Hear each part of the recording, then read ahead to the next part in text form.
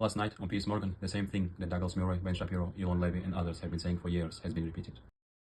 But rather the Singapore of the West, which is what it was meant to be when Israel pulled out every last Jew, living and dead, in 2005. They wanted to build up Gaza so that could be an economic and cultural powerhouse. But instead, the Palestinian people elected Hamas, and we all know what that brought about. In 2010, WikiLeaks leaked thousands of cables between Americans and Israelis, and Israeli officials say that they will intentionally, I quote, keep Gaza on the brink of a humanitarian crisis.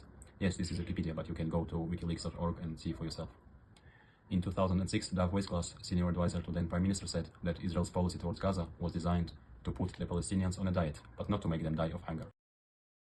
Just go ask your favorite chatbot what all humanitarian organizations on planet said about the situation in Gaza before 7th of October. Also, the same person, Doug Weisglass, said that this withdrawal was designed to put the peace process in formaldehyde. Honestly, just read this piece. It's wild how Israel controlled every aspect of lives of Gazans, limited or totally restricted freedom of movement, trade, education, even fishing, and don't forget naval and aerial blockade and bombing of the Gaza airport. And now, pro-Israel crowd is like, Palestinians chose violence instead of living in peace with their neighbors.